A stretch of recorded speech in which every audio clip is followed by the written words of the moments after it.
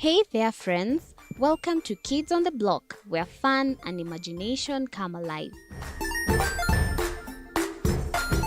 We dive into magical world filled with exciting adventures and awesome friends. What position were you in? I was number 2. What position were you? Number 1. He decided to cross the bridge by his house and look for food on the other side. We're going to do half cup of chocolate chips, and the other one, we're going to do half cup of the blueberries. So, grab your imagination hats and get ready to explore with us. Join us every Saturday at 9 a.m. for new friends, amazing stories, and tons of laughter.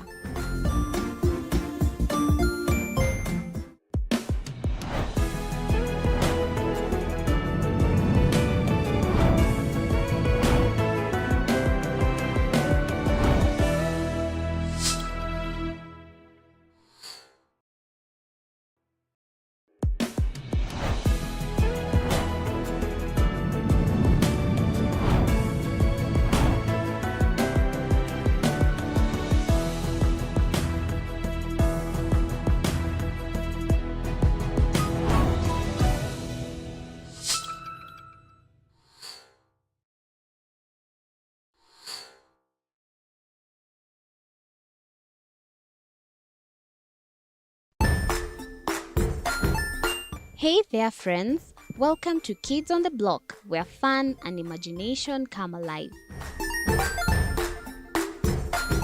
We dive into magical world filled with exciting adventures and awesome friends. What position were you in? I was number 2. What position were you? Number 1. He decided to cross the bridge by his house and look for food on the other side.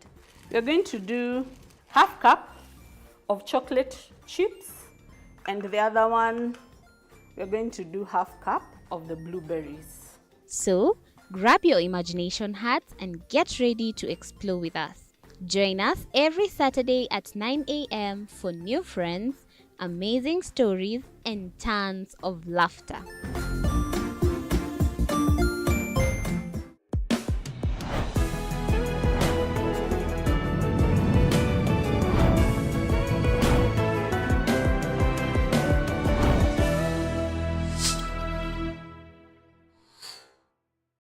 Join us as we explore the journeys of those who defy the odds and break barriers.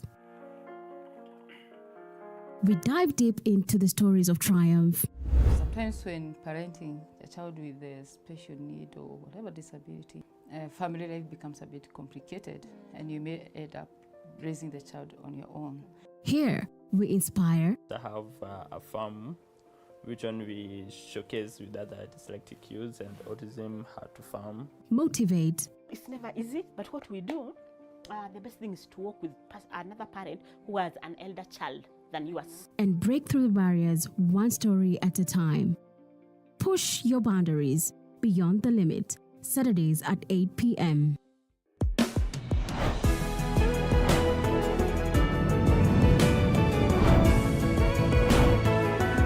Kwenye taarifa kamili mtazamaji, asante sana kwa kutuchagua, lakini kubwa zaidi kwa kututeua kama kitovu cha habari za kweli na za kuaminika. Mimi wako Andrine Kilemi, mwenzangu kwenye lugha ya ishara ni Irene Chebiwot. Karibu.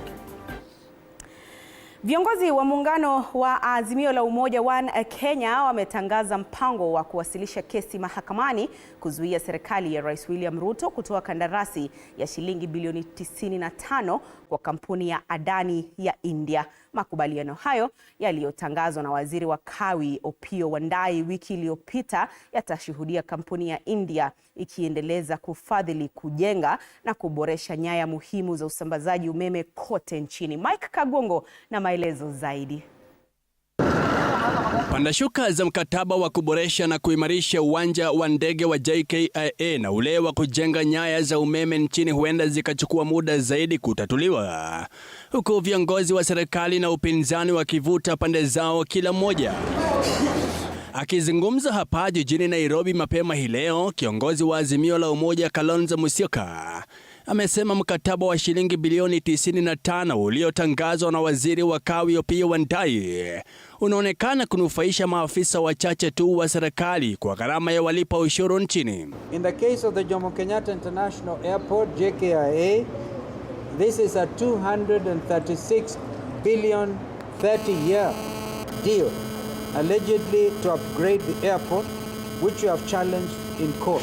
Akisisitiza kuwa Wakenya watapoteza mabilioni ya pesa huku wachache tu wakinufaika. Makamu huyo wa rais wa zamani ameonya kuwa mpango huo wa Adani unaweza kusababisha taifa kupata hasara kubwa ya kifedha. As a people's loyal opposition and the government in waiting, we want to confirm that indeed our beloved republic is on the wrong path. Makubaliano hayo, kulingana na waziri wa kawi Opiyo Wandayi, yanapania kushughulikia matatizo ya mara kwa mara ya umeme nchini na kuhakikisha upatikanaji wa umeme unategemewa zaidi ili kusaidia ukuaji wa uchumi wa taifa. Na huku akiidhinisha udhabiti wa mkataba wa Adani kama mshirika wa kutegemewa nchini, kinara wa chama cha ODM Raila Odinga amesema ushirikiano kati ya sekta ya umma na sekta binafsi PPP ni muhimu nchini, kwani unapaniwa kutatua matatizo ya kifedha. And I've explained that this is a reputable company in my knowledge. This company actually has done very many PPP projects. I mentioned that we visited India, the invitation of then Chief Minister of State of Gujarat, Narendra Modi, and he introduced us to several Indian conglomerates. Kalonzo hata hivyo ametangaza mipango ya kuwasilisha kesi mahakamani kuzuia serikali ya Rais William Ruto kutoa mkataba huo kwa Adani wiki ijayo. Mike Kagwango, TV47, Nairobi. Asante sana Mike Kagwango kwa uketo wa taarifa hiyo. Mtazamaji, mwanariadha wa taifa Ruth Chepngetich alitoa ubingwa wa mbio za wanawake za Chicago Marathon jioni ya leo na kuandikisha historia kama mwanariadha wa kike mwenye kasi kabisa katika mbio za marathon baada ya kukamilisha mbio hizo kwa saa 2 dakika 9 sekunde 56. Chepngetich mwenye umri wa miaka 30 alivunja rekodi ya dunia ya saa 2 dakika 11 sekunde 53 iliyowekwa na mwanariadha kutoka Ethiopia Tigst Assefa katika mbio za marathon za Berlin zilizofanyika mwaka 2023. Haya yakijiri, mwenzake kutoka Kenya John Korir mwenye umri wa miaka 27 alinyakua ushindi kwenye mbio za wanaume kwa muda wa saa 2 dakika 2 na sekunde 43, huku akijipatia taji lake la kwanza katika mashindano makubwa ya marathon duniani.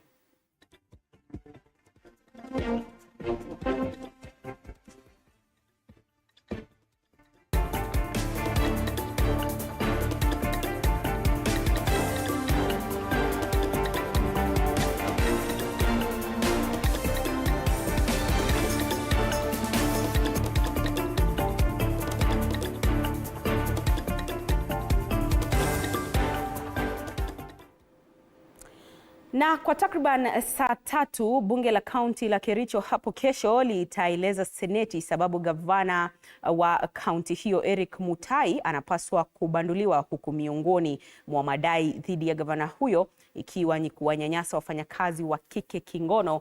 Wawakilishi wadi wa Kericho wanaendelea kutofautiana kwa sababu za kumbandua ofisini, na kama anavyotuarifu mwanahabari wetu Stanley Nyaringita, wawakilishi wadi hao wengine wanadai kuwa hoja hiyo iliyopigiwa kura na wawakilishi wadi 31 si halali, kwani haijapitisha theluthi 2 inavyotarajiwa kikatiba. Timu ya mawakili 6 ikiongozwa na Kimutai Busek itakayowakilisha bunge la kaunti ya Kericho katika hoja ya kumbandua ofisini gavana Eric Mutai itaanza mtihani wake mgumu kesho asubuhi mbele ya maseneta wote. Jumatatu asubuhi, baada ya utambulishaji kutoka pande zote mbili, bunge la kaunti ya Kericho litapata masaa 3 kuwasilisha ushahidi wao dhidi ya gavana Mutai. which undermines the office he holds. Hoja hiyo ambayo iliwasilishwa na mwakilishi wadi wa Sigowet Kiprotich Rogony imemshutumu Utai kwa ukiukaji wa katiba, matumizi mabaya ya ofisi na utovu mkubwa wa nidhamu. Licha wakilishi wadi 31 kupiga kura kumbandua Mutai, mwakilishi wadi wa Kapsoit Paul Chirchir ametupilia mbali hoja hiyo kwa madai kuwa ni hoja isiyo halali. The law protects Governor Mutai and any other officer in this country. So that is why that requirement of 2/3 threshold must be met. So the Senate must do their work for posterity. They should not be, the Senate should not be used to settle some political scores. Kwa upande wake, mwakilishi wadi wa Cheptororiet Harun Rotich amesema kuwa ushahidi huo wote ikiwemo video 8 ulikusanywa na wawakilishi wadi hao kwa umakini mno. Sisi tuliweza kuketi chini na tuliweza kuorodhesha yale makosa yaliweza kutokea, na hivyo ndio iweze kueleweka kwamba ule mwenye atakuja hapo baadaye kama yeye atarudi, ama pia niko na confidence kwamba kule bunge wataweza kusupport yale mapendekezo yetu. Stanley Nyeringita, TV47. Relevant to the downloading. Na huku haya kijiri, mtazamaji, ni kwamba serikali ya kaunti ya Nairobi imetangaza rasmi kuwa bustani ya Uhuru Park iwazi sasa, na imekuwa wazi tangu tarehe 28 Septemba mwaka huu. Hivyo basi wananchi watalii wanaweza kuburudika na kupumzika katika bustani ya Uhuru. Anastasia Mukabi na maelezo zaidi. Bustani ya Uhuru Park ni mojawapo ya bustani 7 za umma katika kaunti ya Nairobi.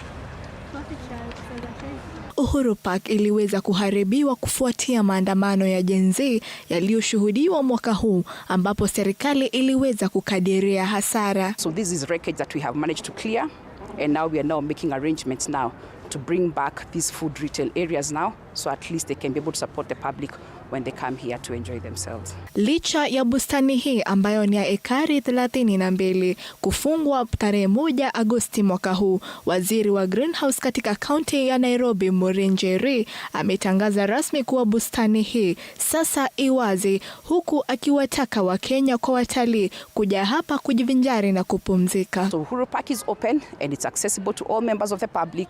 It's also accessible to all visitors, whether those who live within Nairobi or even outside Nairobi, and even international visitors.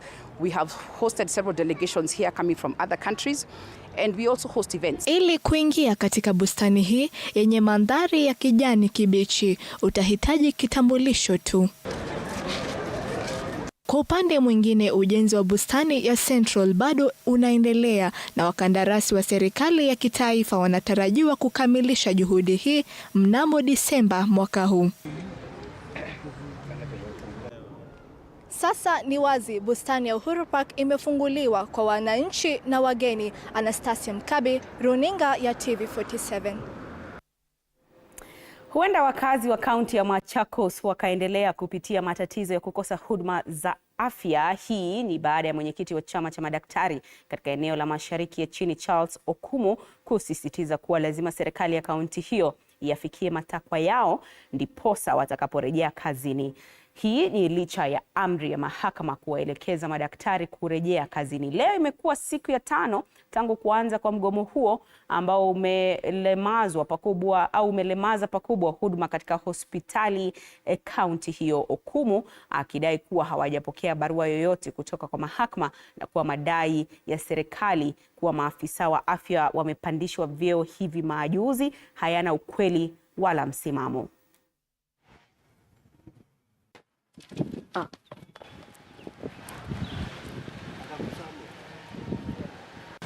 Doctors in this county, we are saddened. We are saddened because we have a situation whereby the doctors feel aggrieved.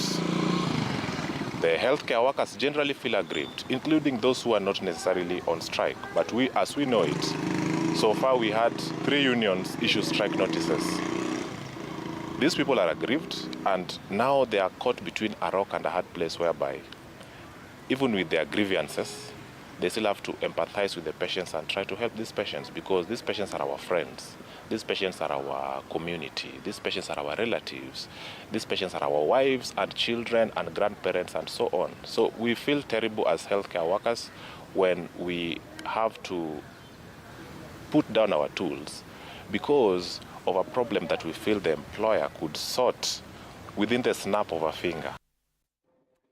Na mwili wa mtoto wa miaka 4 aliyeripotiwa kutoweka saa chache alipokuwa akicheza na wenzake umepatikana ukielea ndani ya kisima cha maji katika kijiji cha Shikambi viungani mwa mji wa Kakamega. Kulingana na Peter Yende, babuye marehemu, ni kuwa mjukuu wake alitoweka alipokuwa ameenda kucheza na wenzake kabla ya kupokea habari kuwa mwili wake umepatikana kwenye kisima.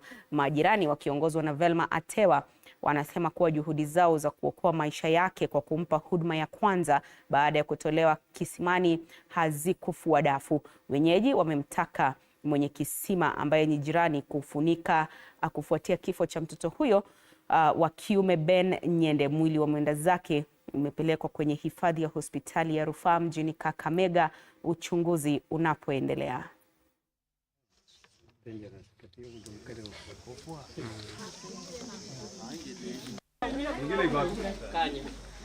Kwa sababu unaona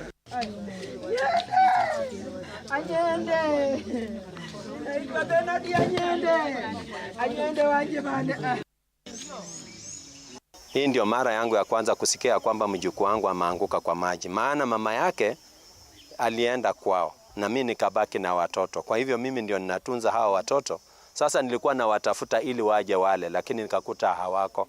Sasa baada saa kidogo ndio ninaambiwa ya kwamba mtoto ameanguka kwa kisima. Kurudi kwenda kutazama nikakuta ya kwamba amekwisha aga dunia. Sasa mimi nilikuwa nimelala kwa nyumba. Watoto wanacheza nje. Huyu Bena Dau na mtoto wangu. Dau akakuja kuniita, "Mama Bradley, kuja uone Bena ameanguka kwa maji." Mimi nikakuja mbio, nilikuwa nafikiria ndio ameanguka tu ndani. Ile jirani yangu akienda kuita watu, mimi nikajaribu kumtoa na nikamtoa, kumtoa akakohoa. Tukaanza kumfinya maji, lakini mimi sijui hivyo anafanyanga. Kumbe alikuwa shakufa. Ilikuwa ikitumika, imekaa mwaka moja. Nilikuwa nimefunika na hii magogo na nikahama sky hapa na nikaenda kukaa kwingine. Lakini nilikuwa nimefunika na hii magogo. Mama, tafadhali kufa na watoto wako. Hiyo kitu ningeomba wa mama kama nasikia. Kufa na mtoto wako mahali hako. Tukawa tumefika pale, alijaribu zaidi kufinya hiyo tumbo maana ilikuwa amekunywa maji kwa wingi. Sasa alijaribu zaidi kufinya angalau mtoto kama anaweza pata ufahamu, lakini alikuwa mtoto ashtuki. Kifanya hivi mkono inaanguka, mguu kifanya hivi inaanguka tu, ishara ya kwamba alikuwa shakufa tayari. Ikuwe funzo kwetu mahali pengine kama kunaweza kuwa na kisima, mtu anachukua ile utaratibu wa kufunika, yani ikuwe na ile safety nzuri kabisa ya kuzuia hata mtu mzima unaweza teleza kaanguka ndani ama mtoto. Na chama cha ushirika cha Metropolitan kimekuwa kikigonga vichwa vya habari. Hii ni kutokana na madai ya kufujwa kwa mabilioni ya pesa. Maafisa wasimamizi wakuu wa zamani wakichunguzwa na baadhi yao wakifikishwa mahakamani. Katika ripoti hii ya Moige William, TV47 inapiga darubini kwa mahangaiko ya wanachama wa sasa pamoja na wanachama wa zamani wa Metropolitan. Wanachama hawa wakisalia na matumaini kwamba hivi karibuni watarejeshewa akiba zao walizoweka kwenye taasisi hiyo iliyokuwa dhabiti awali. Tazama. Kanunga, kaunti ya Kiambu, ni majira ya mchana. Nyumbani kwa mama huyu wa miaka 68 ambaye ni mwalimu mstaafu, anapika uji ambao ni adimu lakini muhimu kwa wageni wake. Mama huyu aliyekuwa mwalimu wa chekechea anamaliza kupika uji wa wageni. Licha ya kufanya kazi kwa miaka 30 angalau kupata riba ya uzeeni, matumaini yake yalitumbukia nyongo na leo hana uwezo wa kuandaa chakula bora kwa wageni wake, lakini inabidi waridhike na uji huu. Mama huyu wa watoto 6 anasema masaibu yake yalichangiana na chama cha uwekezaji cha Metropolitan National Sacco. Anakubali kuzungumza na TV47 lakini kwa masharti ya kuficha utambulisho wake. Ujue watu wale wako na pesa yetu na sisi wana pesa yetu, sisi tuko waandui. Sasa nikiwa ninakuitisha nikitakuitisha, hata wakati nitasema ati nitakujia, si hata unaweza kunitumia watu. Tangu kustaafu kwake mwaka 2016 kama mwalimu, maisha yake yalibadilika. Kwa sasa anajihusisha na kilimo cha chini kukimu mahitaji yake na ya familia yake pana. Mama huyu anaishi maisha ya uchochole baada ya kuweka akiba ya maelfu ya pesa, akiwa na matumaini ya kufurahia akiba ya uzeeni kutoka kwa Metropolitan National Sacco. Anaelezea kuwa majaribio yake ya kupata akiba yake haijafua dafu kutoka kwa chama hicho cha ushirika. Niko na miaka 8 baada ya kuritaya. Hiyo pesa yangu iko huko. Kutoka 2016 ndio nilikuwa nimepata dividend ile ya kawaida. Si najua tunaitagwa mkutano every year. Tukienda every year tunasema tupatiwe pesa yetu, sisi tunataka pesa yetu. Alijipataje katika mahangaiko haya? Mama huyu anakiri kuwa chama hiki cha ushirika kilikuwa maarufu katika miaka ya 90 na wafanyikazi chini ya serikali za miji haswa kutoka sekta ya elimu wakavutiwa na kuwa wanachama, wasijue kilichokuwa kikiwasubiri katika uzee wao. Mwaka 2016 usimamizi wa chama cha Metropolitan National Sacco ukaanza kuyumbayumba. Mwaka huu ukawa mwisho kwa mama huyu kupokea marupurupu yake, riba ya 12% ya fedha alizoweka akiba. Kutoka hiyo ya 2018-19 hapo hatukupata pesa ingine. Madai ya mama huyu hayaishi hapa. Agustino Cheng, mwalimu mkuu wa Kiambu Hillcrest Academy, teaching is a passion. The way you interact. Anasema alikuwa mwanachama wa chama hiki cha ushirika mwaka 2011 na alipata mkopo wa kukamilisha masomo ya shahada kutoka chuo kikuu cha Nairobi. 2018, that is when we started seeing some hitches. I started experiencing some hitches with the Sacco because I found out that at that point you find that there was a problem with the cash flow within the Sacco. So at that point you go there and then you cannot be in a position to get given amount of money. Then you are given some reasons that seemed not to be pleasing. Ochieng anasema licha ya kupata usaidizi wa mkopo ufadhili wa masomo yake, udhabiti wa Metropolitan National Sacco uliingia doa. Hata ukipata kama ni loan, tuseme loan unataka, hata kama loan tuseme kama 5,000, hujapatiwa pesa kasi, uko unapatiwa in installments. Sasa deposit tukajua mambo hapa tayari imeanza kuharibika. For example, you have 20,000 within your account. Then you cannot be in a position be given the whole amount of 20,000 that you required. You are given 5,000 only, and that 5,000 also getting was a bit problematic. Manager alikuwa mimi nikienda huko hata sija chukua kama hiyo walikuwa wanapatiaga 500, nilikuwa nachukua 20, 30. Manager alikuwa ananipatia. Semi hizi za waathiriwa hawa ni muhimu katika kufichua namna fedha za wanachama zilifujwa kutoka kwa chama hiki cha ushirika cha Metropolitan National Sacco. Takwimu kutoka kwa mamlaka ya udhibiti wa vyama vya ushirika SASRA zinaonyesha kuwa mali ya Metropolitan National Sacco yalipungua kutoka shilingi bilioni 10.02 mwaka 2022 hadi shilingi bilioni 1.07 mwaka 2023. Sababu kuu ikiwa wanachama kujiondoa na ukaguzi wa fedha ukibaini kuwa shilingi bilioni 12 hazijulikani ziliko. Hadithi ya chama hiki cha ushirika cha Metropolitan National Sacco ni kama filamu au fasihi ya mchezo wa kuigizwa, wahusika wakiwa binadamu. Katika sehemu ya pili ufichuzi huu wa mabilioni ya pesa, tutaangazia wahusika wengine ambao kinyume na Augustine na tulioangazia huenda wanatabasamu na kuendelea na maisha yao bila aibu baada ya kuzamisha chama hiki cha ushirika. Chama cha ushirika cha Metropolitan Sacco kimekuwa kikigonga vichwa vya habari kwa kupotea kwa mabilioni ya pesa kutokana na madai ya utapeli na utumiaji mbaya wa pesa za wanachama wake. Hii pesa mimi niliingia nikiwa mtoto. Sasa nimeseeka nataka kwenda nyumbani. Pesa yako hata don't know how safe it is. Usimamizi wa awali wa chama hiki cha ushirika wako chini ya uchunguzi mkali, baadhi yao wakiwa wanakabiliwa na mashtaka mahakamani. Sisi tunataka pesa yetu, watu wanajulikana wale wamechukua pesa yetu. Runinga ya TV47 imepata taarifa muhimu kutoka kwa aliyekuwa mfanyikazi na ambaye ametaka utambulisho wake kuwekwa siri. Anaeleza namna maafisa wakuu wa Metropolitan National Sacco walivyofyonza mabilioni ya pesa za wanachama. Uporaji huu unasemekana kuanza mwaka 2010. Maswali mengi yakiibuka namna uongozi na usimamizi wa wakati huo ulivyohudumu.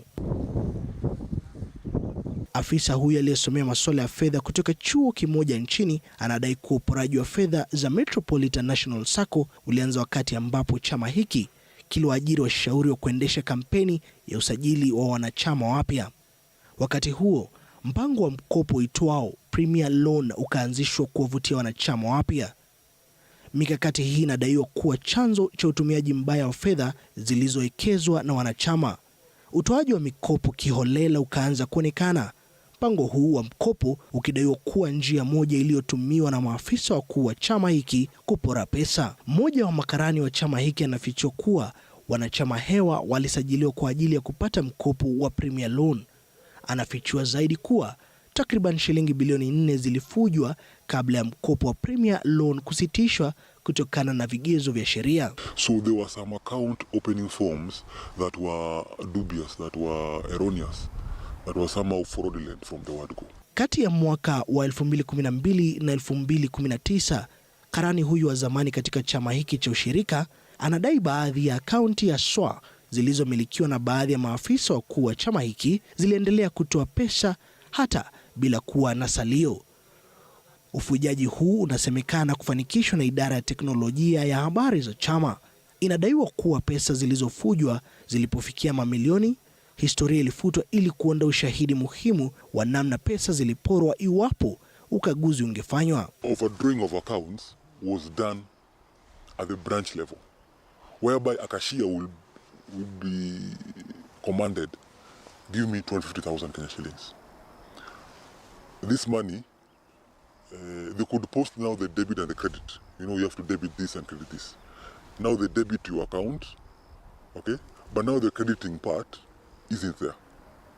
So now you take the cash, but in your account you'll see minus maybe 100,000. Then they do that tomorrow, the other day. Kumbuka wanachama wawili walioeleza kuwa walipotaka kutoa pesa kwa awamu moja walilazimika kuzipata kwa awamu 2 au zaidi, jambo ambalo ni kinyume na taratibu za vyama vya ushirika. Kulingana na mfanyikazi huyu wa zamani wa Metropolitan National Sacco ambaye aliondoka mwaka 2021, katika kipindi cha mwaka 2015 na mwaka 2017 maafisa wakuu walikuwa waerevu zaidi. Anaeleza kuwa badala ya pesa zilizowekezwa na wanachama kutumika kulipa mikopo na kuwekwa kwa akaunti za wanachama, pesa zilielekezwa katika akaunti za maafisa hao. Isitoshe, pesa hizo zingetolewa kutoka kwa akaunti kama pesa taslimu na kukabidhiwa idara ya pesa na kufanya vigumu kutambua namna pesa za wanachama zilifujwa. The ATMs used to work only during salary disbursement. Kisa cha ufujaji wa fedha katika chama cha ushirika cha Metropolitan National Sacco ni moja ya visa ambavyo vinadhihirika katika sekta ya vyama vya ushirika.